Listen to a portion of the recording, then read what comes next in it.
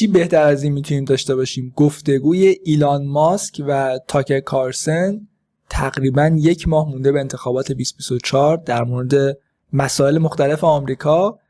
این گفتگو رو با هم دیگه میبینیم. گفتگو حدود 2 ساعته. چند تا از بخشای مهمش رو من انتخاب کردم که در مورد انتخابات، در مورد دولت آینده ترامپ، مسائل سیاسی آمریکا بیشتر مطرح میشه تو این چند تا بخشی که من انتخاب کردم. خیلی خوشحال میشم نظرتون در مورد این ویدیو رو توی کامنت ها بنویسین. بریم سراغ گفتگوی تاکر کارلسون و ایلان ماسک. If he loses, man, what? You're fucked, dude. I'm fucked. If he loses, I'm fucked. It does seem that way. You can't just be like, yo, Yeah, I'm like, how long do you think my prison sentence is going to be? Do you think? Will I see my children? I don't know. because it's not like you can say, well, yeah, I maxed out to him, but you know, you were I have no plausible deniability. چه شروعی داره این گفتگو؟ ایلان و تاکر در مورد این صحبت میکنن که اگر ترامپ شکست بخوره توی انتخابات، ایلان ماسک بدبخت میشه و هیچ چاره‌ای نداره که بخواد تکذیب بکنه، رد بکنه حمایتش از ترامپ، چون دیگه با همه وجود 100% از ترامپ حمایت کرده و ایلان به شوخی میگه که حکم زندان من چقدر میشه و اصلا بچه‌هام دیگه میتونن ببینم یا نه. No, and I've been trashing Kamala nonstop. Oh, I know. و میگه بدون توقف هم این چند وقت به کاملا هریس حمله کردم. I mean, the Kamala puppet, I call it, you know. The machine that the Kamala puppet represents. Yeah, she's irrelevant. I mean, she's not even. No, I made a joke which I realized. ایلان در مورد صحبت میکنه که کاملا هریس عملا یه پاپته، یه عروسکه که بقیه کنترلش میکنن. تاکر هم تایید میکنه، میگه اصلا اهمیتی نداره کاملا. I deleted, which is like nobody's even bothering to try to kill Kamala because it's pointless. What do you achieve? Nothing. No, it's totally just find right. another puppet. Exactly. That's It's no point in killing. it's deep and true. Though. ایلان چند وقت پیش یه توییتی زده بود که پاک کرد بلافاصله و اونا این بود که هیچکس حتی تلاش نمیکنه کاملا هریس و بایدن رو حذف بکنه به شکل فیزیکی، کاری که با ترامپ کردن. و الان داره همین نکته رو دوباره تکرار میکنه، نه از این جهت که بخواد ترغیب به خشونت بکنه، این جهت که اصلا این آدما ارزشی ندارن، چون همه میدونن که این آدما پاپتن، بقیه دارن کنترلشون میکنن. آدمایی هستن که اونا تصمیم گیرندن توی آمریکا، توی کاخ سفید در حال حاضر، برخلاف ترامپ که به نظر میاد کنترل نشدنیه. کاملا و بایدن عملا هیچ کارن اونجا. Nobody's trying to kill Joe Biden. It's in. It would be pointless. Totally. در مورد بایدن هم همینو میگه بیفایده است کسی بخواد همچین کاری انجام بده، چون این آدما ارزشی ندارن. You actually put that up? Yeah. Now, some people interpreted it as though I was calling for people to assassinate her, but I was like, no, even I was like, doesn't it seem strange that no one's even bothered to try? میگه خیلی ها فکر کردن که من دارم دعوت به خشونت میکنم، ولی سوال من این بود که هیچ کس حتی تلاش نمیکنه، حتی براش مهم نیست که یه امتحانی بکنه. میشه ترورشون کرد. Worth it. I mean, there's an endless supply. Yeah, like nobody would. It's absurd. It could be anybody. Yeah. Nobody's gonna try to. Nobody tries to assassinate a puppet. تو این مورد هم تاکر و هم ایلان نگرش خیلی مشابهی دارن که عملاً کاملا پاپت، بایدن پاپت و اصلا ارزش نداره که تلاش بکنن برای ترورشون. Of course not. A marionette. Yeah, marionette. It's just like, it's hilarious. marionette هم همون عملا پاپته، یه عروسکیه که بقیه کنترلش میکنه. What? She's safe. Like to try to kill Trump twice with actual guns and bullets. You shot in the air right in fucking Butler where I was. And یه 2 بار سعی کردن ترامپ رو با گلوله واقعی ترور بکنن. یه بارش تو باتلر بود که من تازگی اونجا بودم. He doesn't seem rattled. It's weird. Does he to you? Doesn't seem what? Rattled. تاکر میپرسه که به نظر ترامپ ترسیده و مضطرب میاد یا نه؟ Yeah, I mean, he's the constitution of an ox, it seems. You know, it's not like working out and eating. ایلان میگه بنیه خیلی قوی داره ترامپ، چیزایی که رو آدمای دیگه تاثیر میذاره اونقدر روش تاثیر نمیذاره. Healthy. And he's Okay, we gotta tape this. Oh, yeah, we're good. Oh, good. So he's not like تاکر نمیدونم دارن ضبط میکنن. ایلان میگه که ترامپ به نظر نمیاد که خیلی غذای سالم بخوره و ورزش بکنه. let me eat another salad. That's not no, or work out. You know, fastidiously. That's he. I feel like how he doesn't work out, and he eats, you know, cheeseburgers and Diet Coke and stuff, and because it just, I think it just inherently has a strong constitution. میگه ترامپ به نظرم آدمی است که منظم ورزش کنه، سالاد بخوره، چیزبرگر و نوشابه میخوره، ولی ذاتاً انگار بنیه و توان خیلی زیادی داره. So when I mean, you were just with him. He didn't seem like a man who'd been the subject of 2 assassination attempts. No. اون تا که این پرسه به نظرت شبیه آدمی میگه به نظر شبیه آدمی نمیاد که 2 بار هدف ترور قرار گرفته باشه. He seemed of, you know, sound mind and body and strong backbone. و ایلان میگه به نظر میاد هم ذهنش هم جسمش سالمه، قویه. Did you I mean, that's what I said in the thing. Which, Yeah. And the remarks I made there were impromptu. There was no teleprompter or anything. I was speaking extemporaneously. ایلان میگه چیزایی که من توی سخنرانی باتلر گفتم، سخنرانی که ترامپ از ایلان ماسک دعوت کرده بود که اونجا بیا صحبت بکنه توی باتلر پنسیلوانیا، جایی که ترامپ بعد از 3 ماه برگشت به جایی که ترور شده بود، محل ترورش، که من یه ویدیو گذاشتم توی کانال از صحبت‌های ایلان ماسک، میتونین ببینید چی گفته. و میگه من اونجا فی‌البداهه صحبت کردم، هیچ متنی آماده نکرده بودم. are you the only rich guy who doesn't have like a media consultant? Media consultant. Yeah, no, I've noticed. Obviously. Yeah. I تا که این پرسه تو احتمالاً تنها آدم پولداری هستی الان که مشاور رسانه‌ای نداری. I mean, no, I just thought about what I want to say, and I just spoke off the cuff. No teleprompter, nothing. Good for you. Yeah. I can talk. Just look like now. I'm just talking. Look at me. Wow, amazing. I can't even believe it. ایلان میگه من متنی آماده نکرده بودم، ولی میدونستم چی میخوام بگم و همون اومدم گفتم و الان مثل کاری که الان دارم انجام میدم، فقط دارم صحبت میکنم که چقدر فوق العاده به نظر میاد. داره به این اشاره میکنه که خیلی از آدمهای قدرتمند توی آمریکا از جمله کاملا هریس و بایدن نمیتونن چند دقیقه صحبت کنن، باید حتما یه متنی براشون آماده شه، دقیقاً کلمه به کلمه همون رو تکرار کنن، چون آدما خودشون نیستن، صرفا یه تصویری، یک چیزی رو باید نمایش بدن که ازشون خواسته شده از آدم‌های دیگه. مسئله اینه. I can talk without a teleprompter. That's crazy. But if he loses, it's going to be hard for you to pretend you never supported him. ایلان میگه بدون تلپرامپتر میتونم صحبت کنم که اصلا فوق‌العاده عجیبیه. اشاره داره به این که کاملا هریس چند روز پیش داشت جای صحبت میکرد، تلپرامپترش یعنی دستگاهی که متن سخنرانی میاره خراب شد و نمیدونست چی باید بگه، کاملا گیج شده بود که باید چه حرفی بزنه، چه موضوعی رو مطرح بکنه. شروع کرد یه جمله بی‌معنی رو چند بار تکرار کنه.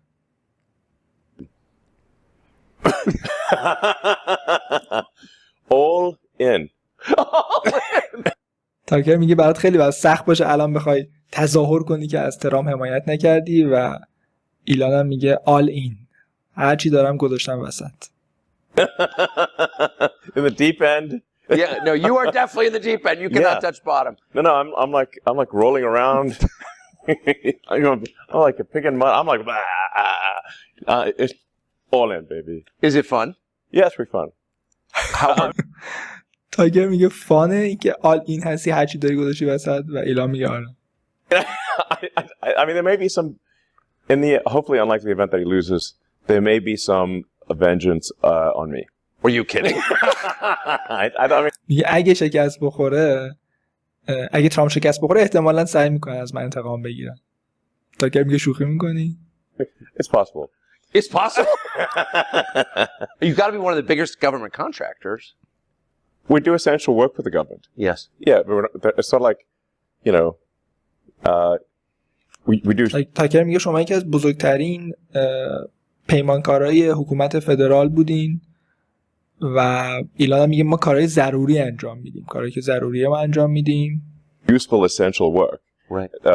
کار مفید و ضروری داریم با عنوان پیمانکار انجام میدیم. اشاره داره به قراردادایی که اسپیس اکس و شرکت‌های دیگه ایلان ماسک با حکومت فدرال آمریکا دارن.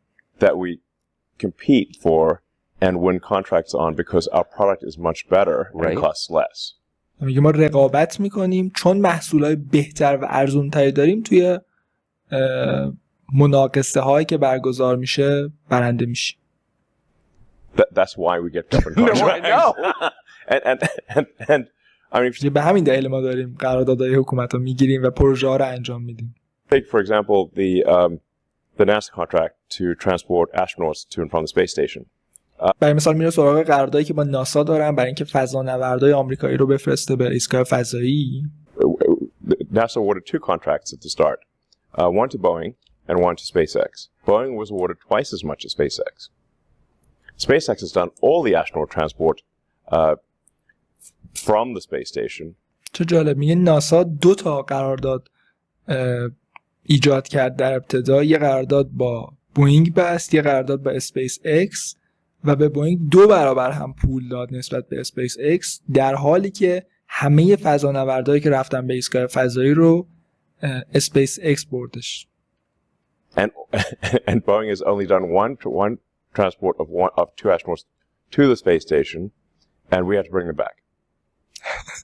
و بوئینگ یک بار فقط یه مأموریت انجام داد، 2 تا فضانورد رو برد و اون 2 تا ما مجبور شدیم برگردونیم چون بوئینگ نتونست. Boeing got twice as much as SpaceX. There's this total misunderstanding that my companies have been subsidized and supported by the government and get all these, and it's like, do you really think that a Biden administration is going to subsidize me? Probably not. Are you kidding? No. و ایلان میگه این تصوری وجود داره که حکومت فدرال داره به من یارانه میده، به شرکت‌های من از من حمایت میکنه و بعد این سوال مطرح میکنه که واقعا فکر میکنه این دولت بایدن از من حمایت میکنه، به من یارانه میده؟ In fact, they take away every contract they possibly can. So for example, میگه اتفاقا هر قراردادی که میتونستن از ما گرفتن. There was the FCC contract to $42 billion for providing rural broadband. Yes. برای مثال میگه قراردادی بود مال FCC 42 میلیارد دلار که اینترنت برای مناطق روستایی توی آمریکا تامین بشه. We actually first said, look, we think there shouldn't be any subsidies, so we recommend that this program just not exist. میگه اول ما معتقدیم که اصلا سوبسید و یارانه و اینا نباید باشه. به طور کلی با وجود همچین برنامه مخالفیم. Since you're insisting that it exists, we will compete, and we have better products, so we won, I don't know, about a quarter of it. و میگه با توجه اینکه اصرار داره همچین سوبسیدی باشه، ما تصمیم گرفتیم رقابت کنیم برای اینکه این قرارداد رو بگیریم و چون محصول بهتری داریم. Which would have included the devastated areas like North Carolina and stuff. And the FCC took it away illegally. They just voted, 3 out of 5 commissioners voted away and said, even though you want it, we're sending it. میخواستم بگیرن این قراردادا، اما FCC اومده رأی داده، 3 تا از 5 تاشون رأی دادن که این قرارداد اینترنت رو به اسپیس اکس ندیم. که حالا ایلان میگه این بس به خاطر اینه که من نظرات سیاسی رو مطرح کردم. On what grounds? And do you know how many people they've connected? How many? 0. میگه هیچ کسی هم به اینترنت وصل نشد. این خیلی بحث مهمیه. حتما در مورد این موضوع به نظرم سرچ بکنید. 42 میلیارد دلار میخواستن هزینه بکنن برای اینترنت مناطق حاشیه‌ای یا روستایی توی آمریکا و 1 نفر رو نتونستن به اینترنت وصل کنن. 1 نفر. و کسی که مسئول این پروژه بود که این قضیه پیش بره کاملا هریس بود. خیلی جالبه. فرض کنید به این نفر میگین یه پروژه‌ای باید انجام بدی، 40 میلیارد دلار پول در اختیارت قرار میدیم، فقط برو به یه شرکت پیمانکار قرارداد ببند این پروژه رو انجام بده و یک نفر رو وصل نکنه به اینترنت، هیچ کاری انجام نده و هیچ پاسخگویی هم نداشته باشه و هیچ کسی مثلا صحبت نکنه در مورد همچین موضوعی. این رسانه‌ها باید الان نابود کنن هریس سر همچین چیزی. So you think that was political? Well, the 3 Democrats voted against it.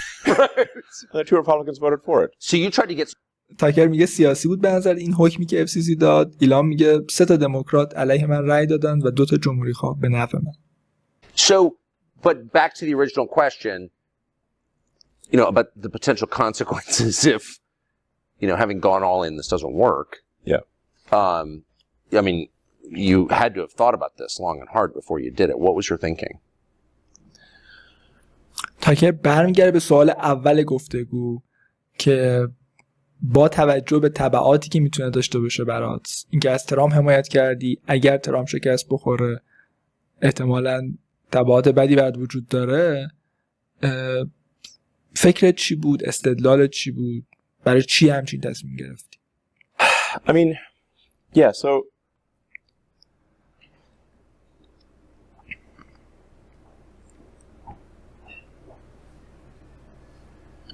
I mean, my view is that if Trump doesn't win this election, it's the last election we're going to have.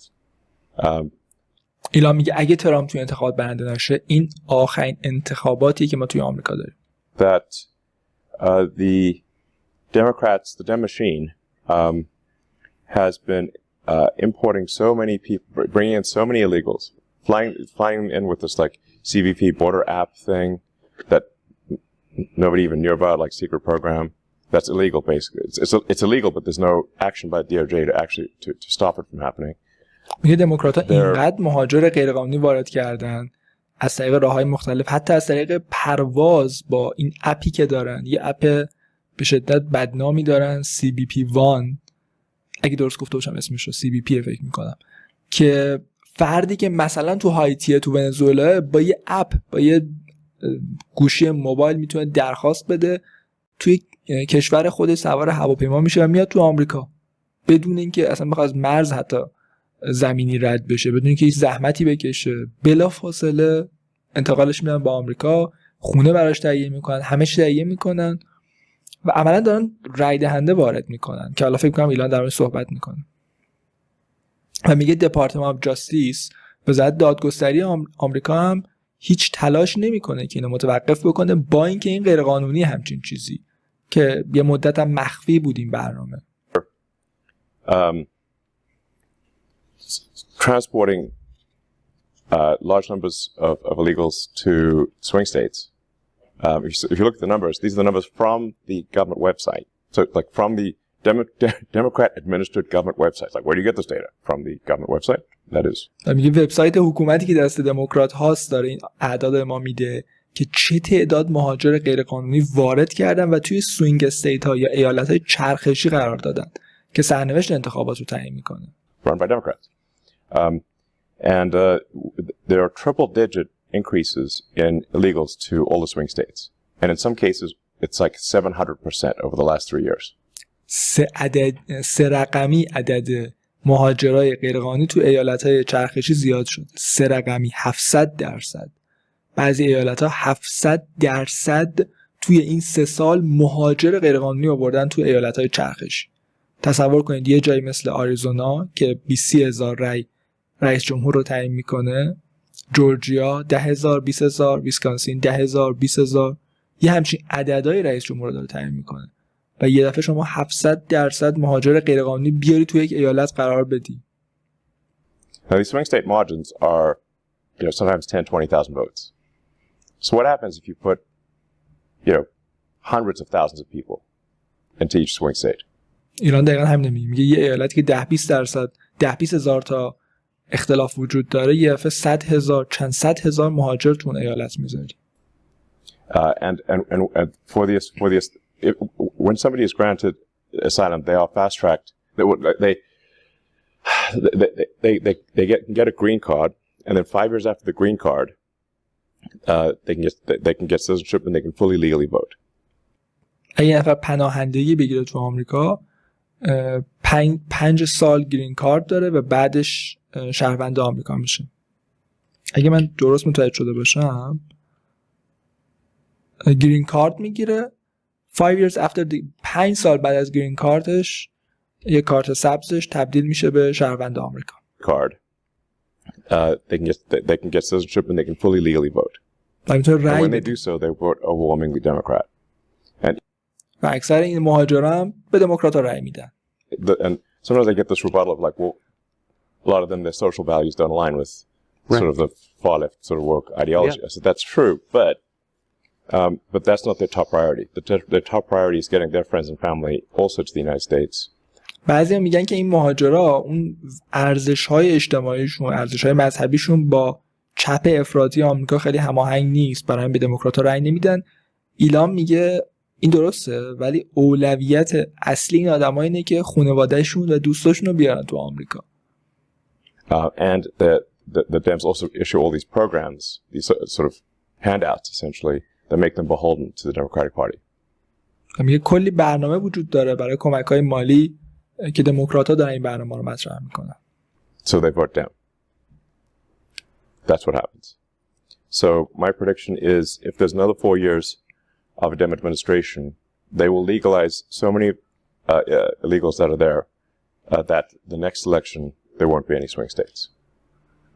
And ایلان میگه پیش بینی من اینه که اگه 4 سال دیگه دموکرات‌ها سر کار باشن اینقدر مهاجر غیرقانونی میارن و اینقدر این مهاجرا رو تبدیل میکنن به شهروند آمریکا که دیگه اصلا ایالت چرخشی وجود نداره.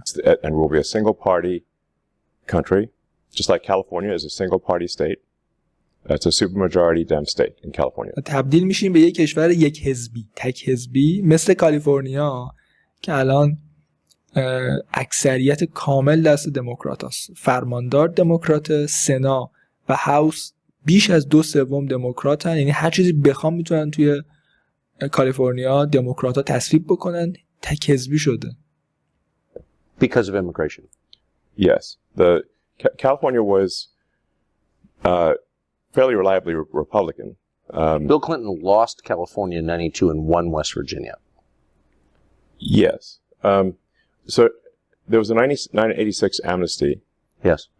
کالیفرنیا یه ایالت جمهوری خواه بود. تاکر میگه حتی بیل کلینتون سال 1992 شکست میخوره توی کالیفرنیا. و بعد ایلان به بحث امنستی اشاره میکنه، اینکه به افراد اجازه بدیم شهروند آمریکا بشن. سال 1986 اتفاق میفته، فکر میکنم توی دوره ریگان بود اگه اشتباه نکنم.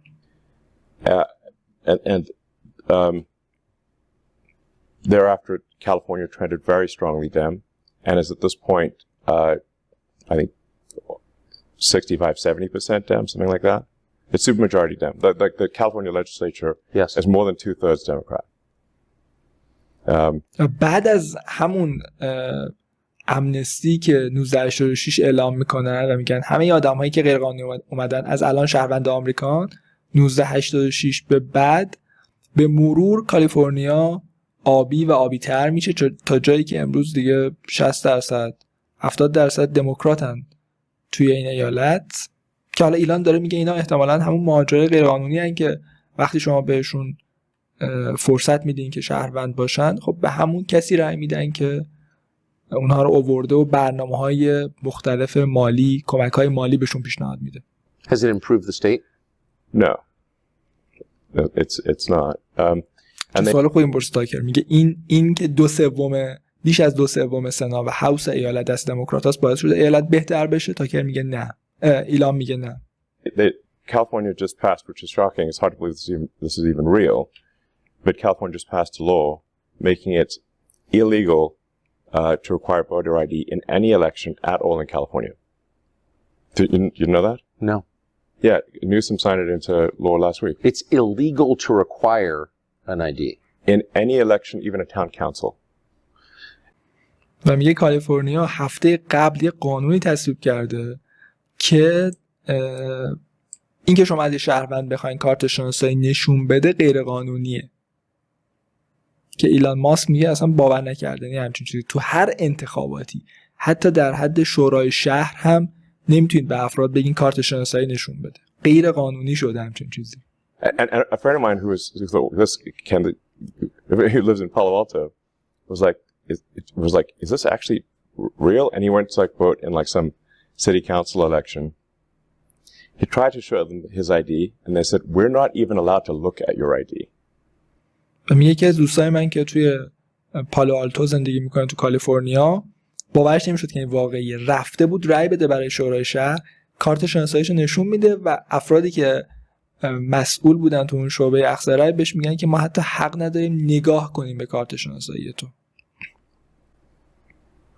Have they extended the same? Actually, what's going on right now. But by the way, they're proud of it. They're not hiding it. But it's only voting. It's not buying a gun or buying liquor or buying a pack of cigarettes or flying on an airplane or renting a hotel room. It's only voting that it's illegal. Oh, if you try to buy a gun, I mean, they're going to ID you 6 ways to Sunday. Yeah.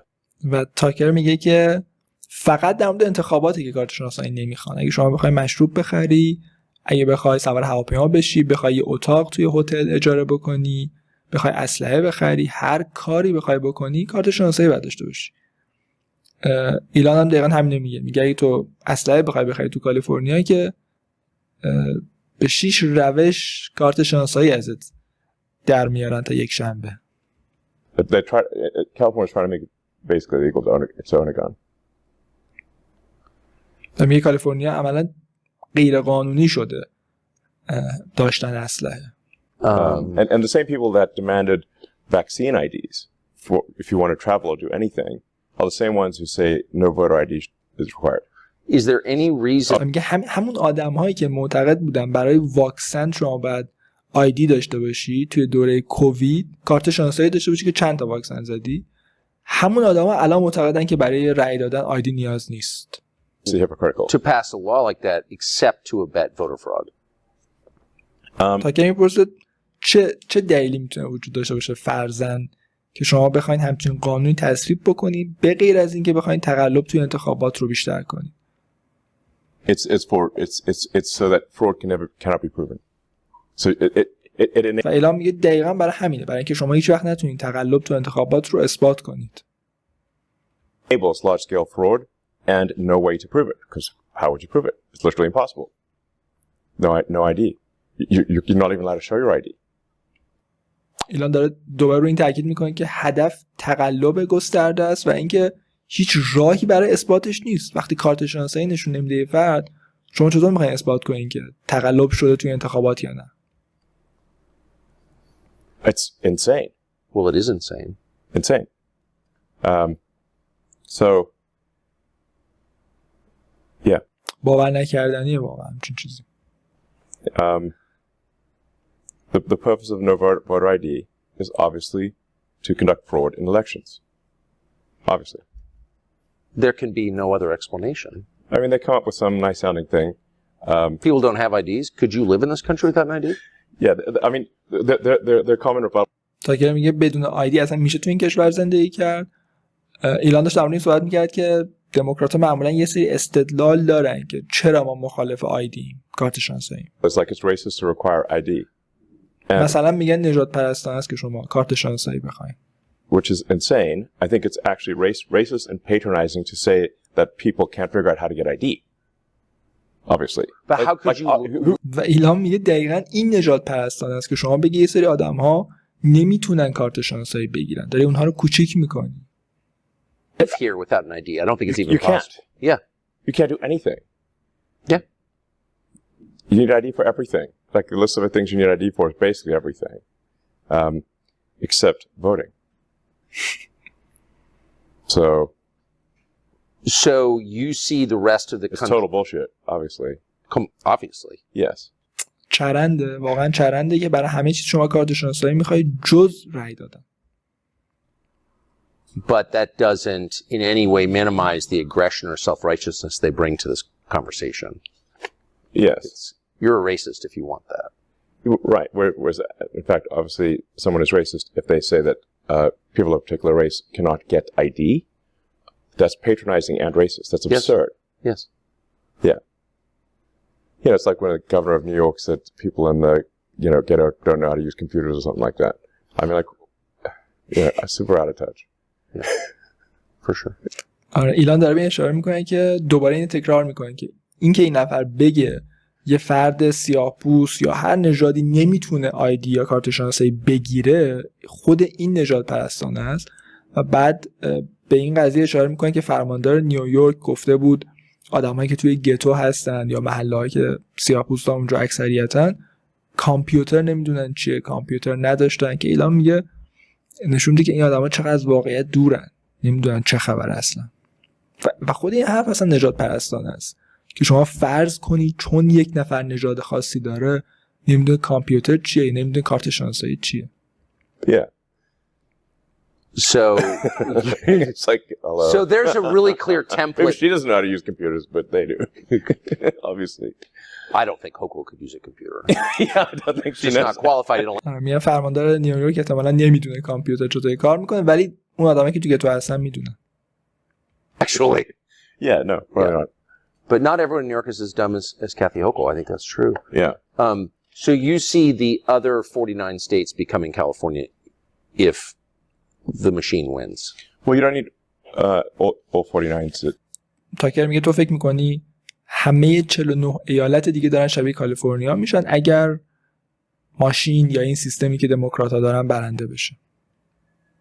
Because that way you just need, you know, enough to have the election, have there not be swing states. و ایلان میگه اصلا به 49 ایالت نیاز نیست، تو کافیه سوینگ استیت های ایالت های چرخشی رو تغییر بدی که 6-7 تا ایالت.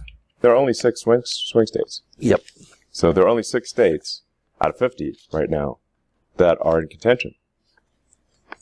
So if those 6 states that are in contention by narrow margins are no longer in contention, then the only contest will be for who wins the Democratic primary. That's how it is in California. That's how it is in New York. دقیقاً همینطوره. خیلی نکته جالبیه میگه اینجا ایلان، اینکه الان این 6 تا ایالتی که ایالت‌های چرخشی ان، سر اینا ما داریم رقابت میکنیم دیگه. دو تا حزب اصلی سر اینا دارن رقابت میکنن و اگر آمریکا تک حزبی بشه و دیگه سوینگ استیت معنا نداشته باشه، اتفاقی که میفته اینه که همه ایالت‌های آمریکا یا این 6 تا ایالت تبدیل میشن به ایالتایی که دموکرات‌ها برنده میشن و مسئله اصلی فقط اینه که چه کسی توی انتخابات مقدماتی حزب دموکرات برنده میشه. چون هر کسی تو انتخابات مقدماتی حزب دموکرات برنده بشه میشه رئیس جمهور آمریکا و این دقیقاً وضعیتی که الان توی کالیفرنیا و نیویورک وجود داره. توی این ایالت‌ها مثلا کالیفرنیا شما به ندرت میبینید در سطح ایالت فرماندار، معاونش، دادستان یک جمهوری خواه بتونه تو این جایگاه قرار بگیره. اصلا هم چیز نمیبینید. چرا؟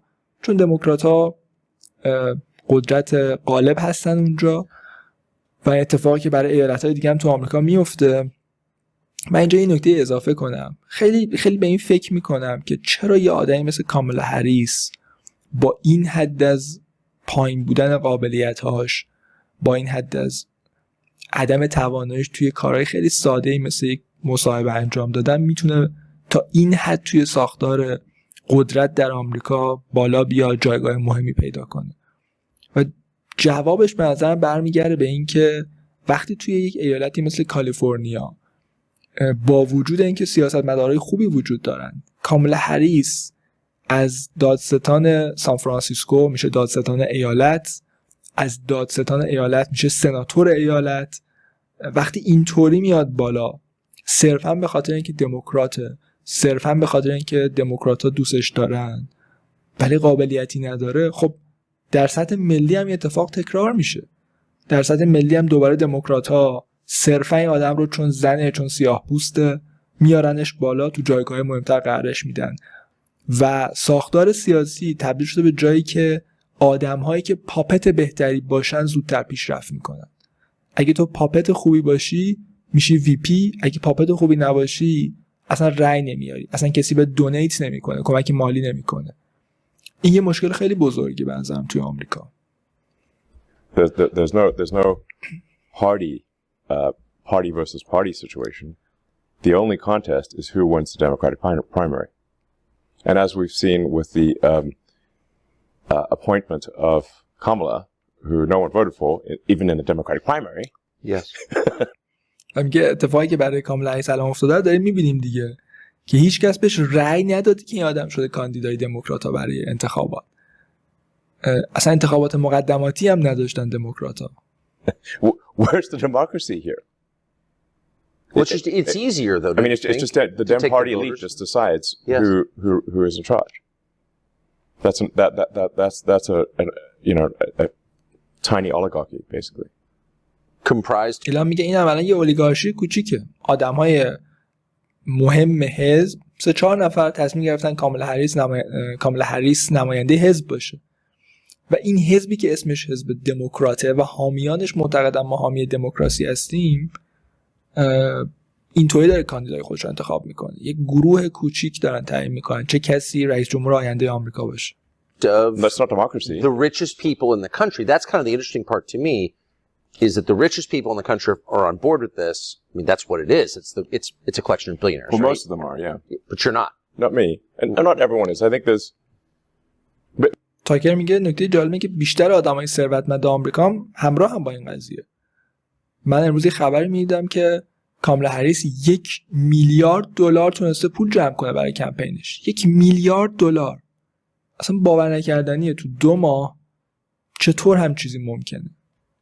But it is a shocking number of so-called billionaires. حتی اینجا ایلان میگه که من به عنوان آدم پولدار خب حامی هریس نیستم و آدمای دیگه هم فکر میکنم هستن که آدمای پولدار دیگه هم هستن که حامی هریس تو این کمپین نیستن. Are in the Dem camp more than are in the Republican camp. Oh, for sure. Which is wild. So ایلان میگه شوکه کننده است که بیشتر آدمایی که بهشون میگیم میلیونر، میلیاردرها بیشتر حامی دموکرات‌ها هستن تا جمهوری خواهان. In fact, the astonishing thing in the swing states is that they're even a contest, given that the Dems have far more money than the Republicans. So the Kamala campaign dramatically outspends the Trump campaign in the swing states. The the media is overwhelmingly pro-Democrat. So you've got, the press, is a Dem cheering squad. نکته جالبه میگه ایلان، میگه توی ایالت‌های چرخشی کاملا هریس به شدت بیشتر از ترامپ خرج کرده. این دموکرات‌ها خیلی پول بیشتری دارن برای تبلیغاتشون. رسانه‌ها هم که عملاً فقط کارش تشویق کردن دموکرات‌هاست. And so and then you've got all the almost all the Hollywood and entertainment, the celebrities also endorsing Kamala and being pro-Dem. So you got the celebrities, they got the money, they got basically everything on the side of the Dems. The Republicans are the underdog here. Trump's the underdog in swing states, and still it's a contentious. It's still 50-50 after all that. What does that tell you? خیلی جالب بود. میگه با وجود اینکه رسانه‌ها رو دارن، پول بیشتری دارن، سلبریتی‌ها رو دارن، هالیوود رو دارن، باز هم تو ایالت‌های چرخشی 50-50 انتخابات. با همه اینها 50-50 شده. It tells me that if people actually knew what was going on, they weren't being fed non-stop propaganda, it would be a landslide in favor of Republicans. تاکر میگه این چی به تو میگه؟ و ایلان جواب میده به من، میگه که اگر آدم‌ها تو آمریکا واقعا میدونستن که چه اتفاقی داره میفته، جمهوری خواهان با اختلاف خیلی زیاد برنده میشدن.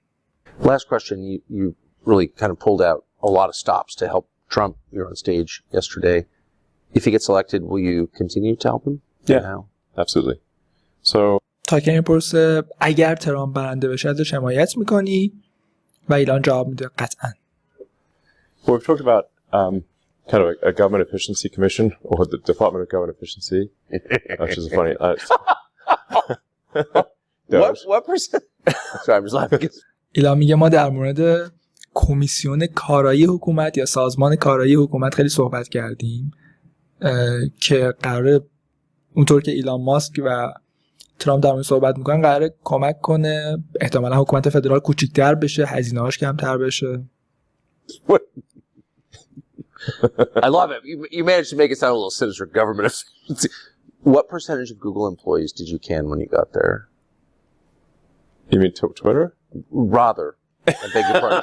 Sorry, you just been talking about Google. Twitter. Yeah.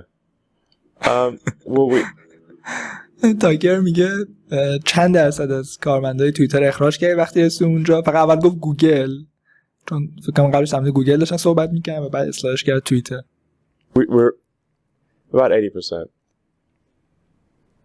And we've actually improved the features and functionality of the site more in the past year and a half than the last, I don't know, 8 years. 80% کارمندای توییتر اخراج کرده و کارایی و قابلیت‌های توییتر بهتر شده توی 8 سال گذشته. So I just want to throw that out for context. So you've talked to Trump about some kind of commission? Which he's mentioned publicly several times, and he's very supportive of having some kind of, government efficiency commission. Can call it Department of Government Efficiency, Doge. I kind of like Doge. It's more fun. بهش دوج میگه. دوج میدونی احتمالا ارز دیجیتالیه که ایلان ماسک خیلی ازش حمایت کرد و میگه ما با ترامپ خیلی در مورد این موضوع صحبت کردیم، بحث یک سازمانی برای کارایی حکومت که احتمالا همون کاری که با توییتر کرد و میخواد انجام بده که 80% رو بریزن بیرون و با اون 20% کارایی بهتری داشته باشه. And we just take a look at all the federal agencies and say, do we really need whatever it is, 428 federal agencies? Like there's so many that people have never even heard of. And that میگه ما کاری که میخوایم انجام بدیم اینه که این سازمان‌های فدرال رو بررسی کنیم، ببینیم ما واقعا به 428 تا سازمان فدرال نیاز داریم. و میگه اصلا یه سری اینها رو آدما درمشون نشنیدن که این سازمان چیه. Have overlapping areas of responsibility. We should, I don't know, probably we should get. I mean, there are more federal agencies than there are. و یه سری اینا میگه مسئولیتاشون اوورلپ داره با هم دیگه. Years since the establishment of the United States, which means that we've created more than one federal agency per year on average. میگه تعداد سازمان‌های فدرالی که تو آمریکا وجود داره از سال‌هایی که آمریکا شکل گرفته بیشتره. آمریکا الان 260 سال 70 سال شکل گرفته، 400 خورده سازمان فدرال وجود داره. یعنی هر سال بیشتر از یک سازمان فدرال ایجاد شده. That seems a lot. That's a lot. That's a lot. So we should have, that seems crazy. میگه خیلی زیاده هم چیزی. I think we should be able to get away with 99 agencies. I don't know. That seems a lot like a lot of agencies. It's a lot. Yeah. 2 per state. That's a lot. Yeah, exactly. We should have fewer agencies. And they certainly فکر می‌کنم داشت میگفت احتمالاً میتونیم از شهر 99 تا از این سازمان‌ها راحت بشیم. shouldn't have overlapping responsibilities. And then we need some kind of, we just need a review of regulations to say which ones are sensible and which ones are not. Because if you've got regulators every year, they're going to add more regulations, just automatic. Like they're just output regulations. And there's و میگه اگه تو سازمانی داری که کارش اینه که رگولیشن یا مقررات بذاره، چون خروجیش مقررات طبیعتاً هر سال مقررات بیشتری اضافه میشه به مقررات فعلی که وجود داره. پس اون کسی که کارش وضع مقررات هست رو باید حذف بکنیم تا جلوی ایجاد قوانین و مقررات بیهوده رو بگیریم. More laws and regulations every year until basically everything's legal, so we can't get anything done. میگه این وضعیت افزایش مقررات تو آمریکا انقدر ادامه پیدا میکنه تا جایی که دیگه همه چیز غیر قانونی میشه، تو هیچ کاری نمیتونی انجام بدی. من این نکته اینجا اضافه کنم، یک کتابی اخیراً منتشر شده، یکی از قضات دیوان عالی آمریکا این کتابو نوشته، دقیقاً در مورد همین موضوع صحبت میکنه که الان آمریکا مسئله اصلیش اینه که حجم مقرراتی که توی آمریکا وجود داره به شدت زیاد شده، طوری که دیگه کارهای خیلی ساده که یه شهروندی اصلا نیازی نیست با حکومت درگیر بشه تبدیل شده مسئله که احتمال داره یه شهروند عادی به هدف مجازات و دادگاه فدرال و ایالتی قرار بگیره. توسط مامورای فدرال خونش بررسی بشه، کسب و کارش بررسی بشه، در حالی که اصلا نیازی نیست. یعنی یه چیزیه که به هیچ وجه نیازی نیست تو وارد مقررات و قوانین و این مسائل بشی. نیل گورسچ قاضی دیوان عالی که ترامپ منصوب کرده کتاب نوشته، مثال‌ها و داستان‌های فوق‌العاده‌ای داره کتاب. به نظرم ارزش داره که بهش نگاه بندازیم. So we need some kind of garbage collection for regulations that don't make sense. میگه ما عملاً به یک جای نیاز داریم که بیاد گاربیج کالکشنمون باشه، بیاد آشغال جمع کنمون باشه برای مقرراتی که بهشون نیازی نیست یا منطقی به نظر نمیان. I think very obvious things. You are saying obvious things. Yeah. So which will be very unpopular things. Yeah. I'll probably need, if this happens, quite a significant security team. So that و تاکر میگه درست داری میگی، ولی احتمالا خیلی حرفی که میزنی حرف محبوبی نیست و ایلان هم میگه احتمالا به یه تیم امنیتی خیلی قوی‌تر بزرگتر نیاز دارن. because someone might literally go postal on me from the post office. But in the meantime, you've got America PAC. Yeah. That is encouraging voting for the next month. Am I summarizing correctly? Yeah. I ایلان ماسک یه سازمانی هم درست کرده، یه پک درست کرده، سازمان‌هایی که کارشون اینه رای دهنده ها رو ترغیب کنن به رای دادن به یک کاندیدا. امریکا پک اسم این سازمانی که ایلان ماسک درست کرده و قراره تو یک ماه آینده رای دهنده ها رو ترغیب بکنه به کمپین ترامپ کمک کنن. I formed America PAC really to support core values that I believe in, which are, I think, again, very obvious centrist positions, which is like in America, I think we want safe cities, secure borders, sensible spending. Tell me where I'm going far right here. قیافه تاکر خیلی جالبه در این صحبت‌های ایلان ماسک. ایلان میگه من این سازمان درست کردم برای اینکه از ارزش‌هایی که بهش باور دارم حمایت بکنه که فکر می‌کنم ارزش‌های آمریکایی سنتریست معتدله، که میگه شهرامون امن باشه، مرزمون امن باشه، هزینه‌های حکومتمون منطقی باشه. We want to have the right to self-protection. We should respect the Constitution and not try to break the Constitution. Therefore, حق داشته باشیم از خودمون دفاع کنیم، به قانون اساسیمون احترام بذاریم، قانون اساسی رو زیر پا نذاریم. And we should stop lawfare. And I kind of listed these out. These are all listed on the. جنگ حقوقی علیه همدیگه ایجاد نکنیم، کاری که دموکرات‌ها با ترامپ کردن. America PAC website. People can go look at the America PAC website. It's theamericapac.org and see if there's anything they disagree with, or where perhaps we should modify these goals. But I think these are good goals to have. They were certainly part of the and right to free speech. Yes. First Amendment. حق بیان اضافه میکنه به اون ولیوهایی که گفتش توی این سازمان بهش باور داریم و ازش حمایت میکنیم. متمم اول قانون اساسی آمریکا. If we don't have free speech, we don't have democracy because people cannot make an informed vote. میگه اگه ما حق بیان نداشته باشیم دموکراسی نداریم، چون آدما نمیتونن آگاهانه رأی بدن. So those are my controversial views. اینا دیدگاه جنجالیه که من دارم. And and look, I don't think either party. I don't think the Republicans are perfect. I don't think obviously right now I'm more Republican than Democrat, but it's not like I think the Republican Party is perfect or is without issues. But we've got a choice between two candidates, and I think on balance it's a no-brainer to vote for Trump. And if we don't vote for Trump, I think we're at serious risk of losing our democracy and becoming a one-party state where there isn't an election anymore. There's only a Democratic party. ایلان میگه بحث این است که یک حزبی پرفکت کامله. حزب جمهوری خواه مشکل خودشو داره. اما اگر به ترامپ رای ندیم، به جمهوری خواهان رای ندیم، دموکراسی از بین میره تو آمریکا و تبدیل میشیم به یک کشور تک حزبی و دیگه انتخابات مثلا معنا نداره. Primary like there is in California. Elon Musk, thank you. Very welcome.